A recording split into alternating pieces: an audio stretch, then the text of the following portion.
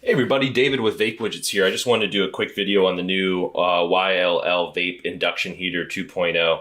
It's going to be coming out in about the next 2 weeks or so for sale, and we're really excited about it. And to be honest, it's really made me fall back in love with my DynaVap. As a guy who's used a DynaVap for years, I was really honestly never that much into the torch experience. So once I was able to get an induction heater on hand, it really changed it up. One of the reasons I really love using the induction heater with the DynaVap is it's really bringing back a very ritualistic, habitual experience when using your DynaVap, which I think is what drives a lot of people to want to use the DynaVap in the first place. It's very similar to smoking a joint, smoking a bong, in the sense of you're just filling it up. You're only hitting it about between 2 to 4 times and then restarting your session over again. And it's really giving you that habitual ritual experience whenever you're consuming your herbs. So I always say it's a great device for somebody that maybe smokes tons of joints all day long and they're trying to get off of combustion, switch to vaporization.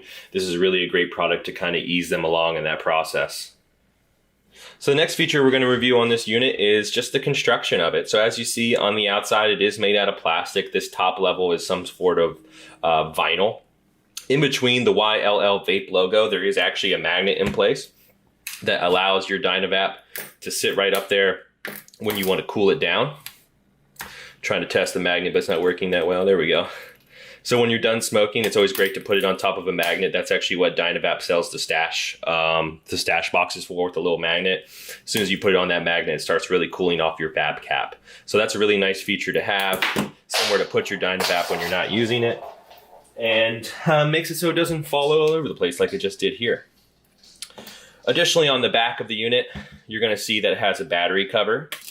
Now, this is an early production model, so it does not contain everything that you're going to see in the true production model. For instance, we are missing a battery ribbon here, which would allow you to quickly remove the batteries, which is required. But as you see here, all we have is just a magnet. This is what keeps this cover on. We have our 2 batteries. Battery quality is really important with this device, but honestly, I haven't had too many problems at all. As you can see, these are just nice, easy spring terminals. We'll put our batteries back in.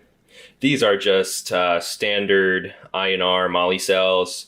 I got them from Lion Wholesale. They're a great vendor for these types of batteries. I always mark all my batteries in pairs, so that way they charge and discharge together.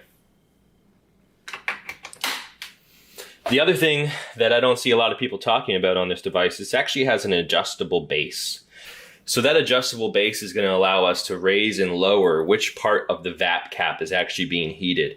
The lower it is, the more heat is going to be pinpointed towards this upper area, and the higher it is, the more heat's going to be focused on this bottom area. Now, why does that matter? Well, your Vap cap is what produces the clicks. So the more heat that's provided towards the bottom end of the cap, the faster it's going to click. The more heat that's provided to the top end of the click, the slower it's going to click. So this is actually changing our temperature of vaporization. I like it somewhere in the middle, so it's heating somewhere around in this area. It's very similar to your torch. To adjust it, all you do is you just take your fingernail here or a flathead, and you just rotate this however you like, and it's going to adjust the position of that base within the actual unit. This has to be by far one of my favorite features. You can seriously change up your session by making changes to this.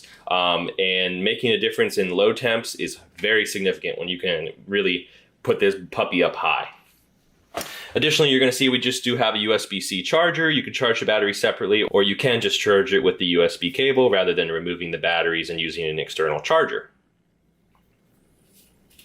We're just going to put the cover back on. Nice and magnetic, easy peasy. And there we have our unit. All right, so next I'm just going to cover the operation of the unit from the screen and the 3 buttons on the top. Pressing the button on the left and pressing the button on the right is going to change how many watts that we currently have the unit set to. It goes as low as 30 and it goes as high as 60. Your wattage selection is really going to change how quickly or slowly the DynaVap heats up. Some people like a really quick heat ramp. Some people like a really slow heat soak. Really the difference you're going to find between a heat up quick and a heat up slow is going to be your flavor production. A lot of terpenes are better saved when we're heating up a lot slower and they're not destroyed in that initial ramp up process. And some people just prefer a lower temperature experience as opposed to that high temp, high ramp is just get me done. I want to smoke this DynaVap and be done with it. So as we saw, left and right, going to change our watts. My next favorite feature right here is the actual seconds right there. So we can actually set our induction heater to a specific amount of time that it actually runs once we put our DynaVap or similar device inside of the unit. In order to change those seconds, all I'm going to have to do is just double tap the center button. You're going to see it start flashing, and once again, we're just going to use the same exact buttons we use to change the watts, and it's going to allow us to change how many seconds we want that induction heater to run. So I like mine at 24. So that's just a quick brief overview of the screen and what the buttons actually do. Up there at the top right, as you can see, there is a battery indicator. All right, the best way to show off any device is with a session, if you ask me. So most people are probably already familiar how our DynaVap works, but let's just show how quickly we can get up and running with this induction heater. Like I said before, this really kind of changes the DynaVap for me, and I never was much of a torch man. So this has really made me enjoy the experience. So in order to use our induction heater and use any DynaVap, we're just going to take our already cleared out DynaVap. We're going to stab it in some flour. And I'm going to just kind of give it one of these, just kind of stuff it in there. So as you see, it's just been filled. Kind of knock off anything that we don't need on there.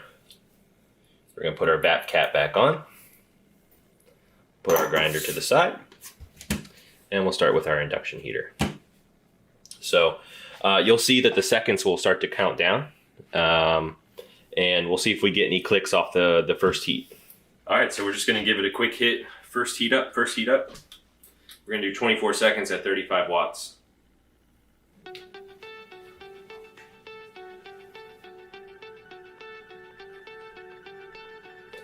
As I said before, because this is an induction heater, it does not start heating until the unit is inside of it. So it's currently heating right now.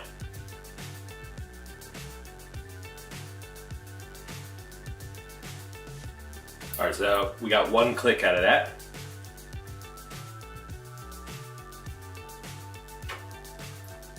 A little bit of vapor, that's pretty normal on your first heat up.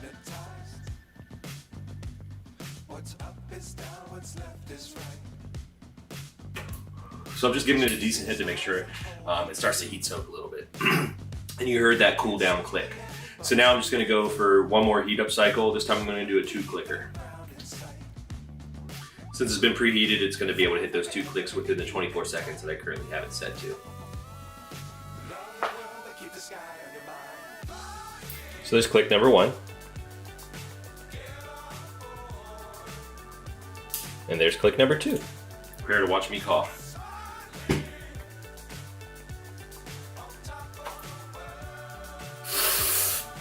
Very good.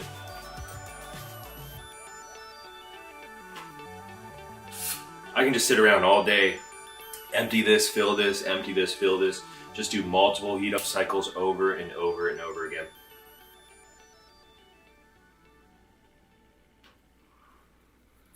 It's really a testament for the DynaVap. But like I said, I really stopped liking my DynaVap just because of all the torch work that I had to do with it. It's kind of similar to hitting dabs. Dabs with a torch to me has always been a really big pain in the butt. But with an e-nail, it just completely changed it up for me. So having this induction heater is definitely a game changer. Let's do one more 2 click and see what we get.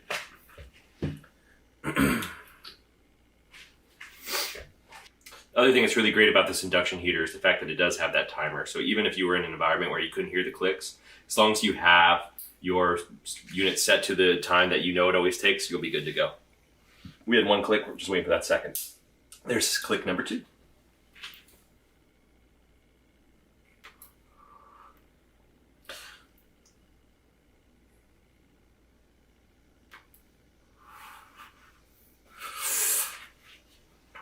Can't beat that.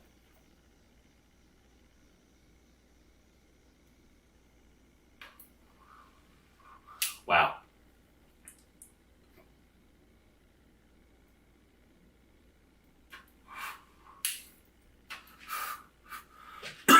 Let's take a look at that AVB. I'm going to wrist the fingers for the video.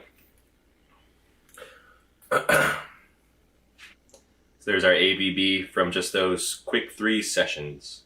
You could probably hit this 2 more times on a 2-clicker. But I'm going to leave it there for now for this video.